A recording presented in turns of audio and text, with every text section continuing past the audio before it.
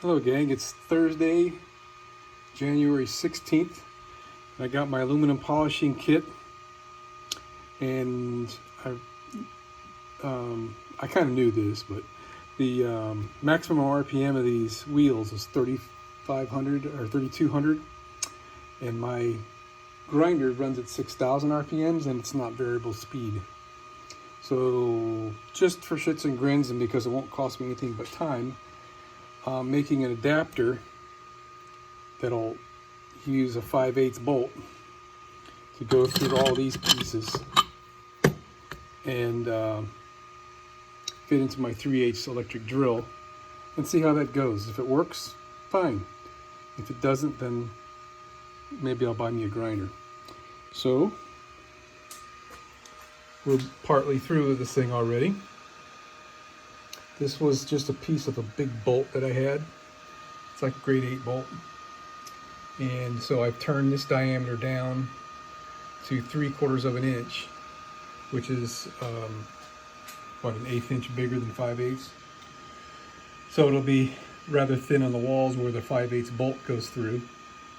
I've made this register here because I want to have 1.5 inch diameter base, if you will, for this to go up against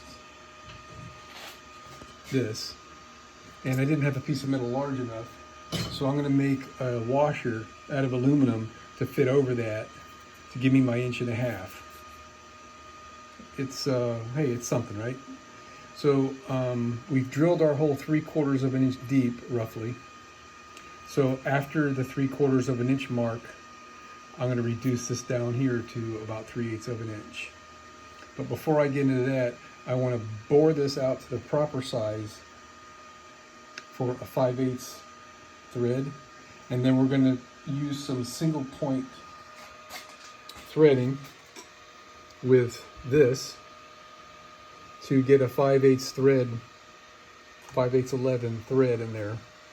And if it gives me any trouble, I've got a tap that I could use to finish off the job. It's not bottoming. Well, maybe it is. I don't know. How many threads would you say that it is? A couple threads? I can always grind the tip off of it if I need to. But so I drilled out to 1/2 inch, and it calls for 17/32 of an inch, which I probably don't have. If I did, it would be in here.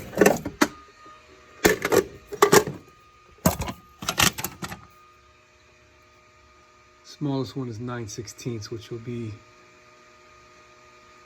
too big. All right, so I'm gonna get back on track with what I thought I needed to do. I'll bore it out. I've got a small boring bar right here, so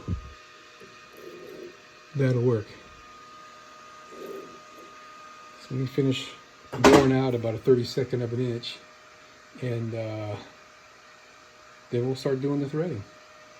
All right, well, I'm all done. I could have taken the time to show each step of the way, but there really wasn't much to it. Once I had, this was in there like that. Once I had that thread cut with my single point cutting tool, which was a fail actually. I broke all the bits I had trying to get a thread in there. I didn't expect to get the thread completed, but it was just a matter of my vision going bad and not taking the time like I should have, and made a couple mistakes along the way, and this metal being really freaking hard. I got it mostly cut, and then I finished it with the threading tap, which was really tough as well. Where did I leave that tool? Yeah, I don't know where I left it, but that was, here, yeah, that was tough too. I ended up cutting the end off and re-sharpening the leading cutting edges because it just wouldn't cut. So that I only got as far as getting the threads cut in the previous video. And today I went ahead and just finished this diameter and trimmed this off a little bit extra. Made the four flat spots so I can hold it with a wrench, which that's just some weird ass size. I don't even know what that is. And I shortened the bolt. Had a little bit of a faux pas. I tried shortening it by using a cutoff, holding it by the flat, and it kind of went crooked on me in the lathe chuck. So that's where all that damage is from, but that's all right. And I also made this little spacer, washer slash spacer, and then I bored out this washer to fit. So it goes like this, like that, there, there, there, there, and then this guy.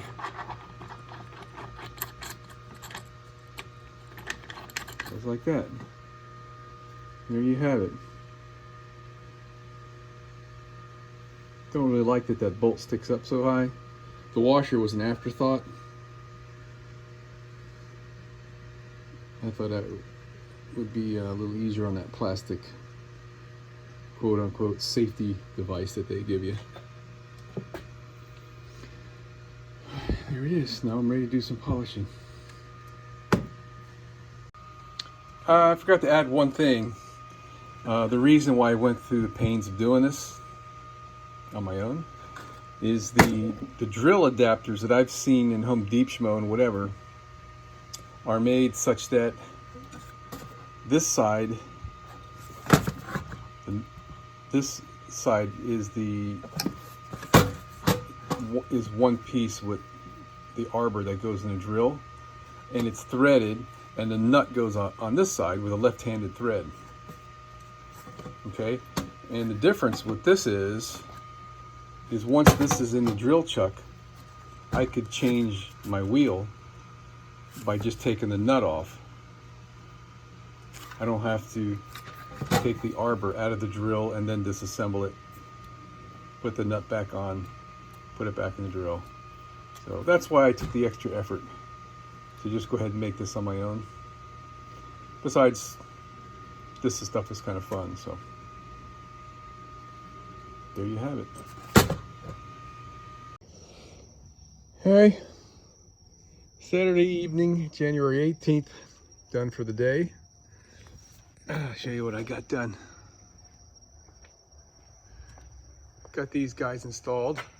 No big deal, I just had to screw this one in, and this one, the plastic pocket is glued in with Gorilla Construction adhesive. And I also got the drip guard installed and all caulked up with Gorilla Construction adhesive. And lastly,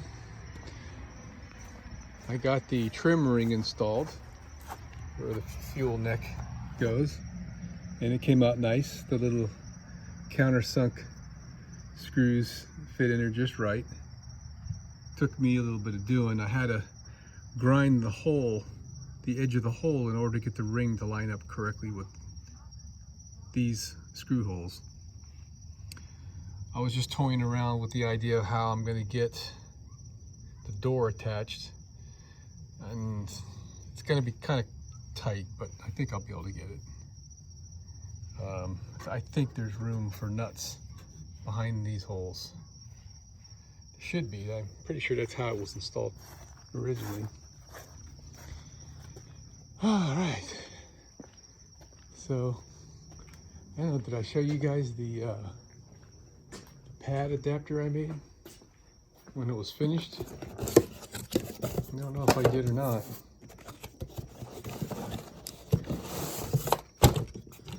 So I put flat spots on it so I can grab it with a wrench. Can't remember if I recorded this already, but we're ready to do some aluminum polishing. And just so you can see, the kit I bought, well, I can't put that in with one hand, is Zephyr. Got it on Amazon for about 80 bucks. Pretty expensive, but some good stuff. The wheels come with a warning sticker on each one, which I peeled off and stuck to the lid, so that way I can keep track of which color wheel is medium, fine, and coarse, not necessarily in that order, because there's no indication on the wheel once you pull the sticker off. Kind of a drawback there, I guess, but there's your coarse, your medium, and your fine. I guess you call that rouge. So the coarse wheel is, so I guess it's color keyed. This is the coarse wheel, and it's the red color. The medium has got green in it,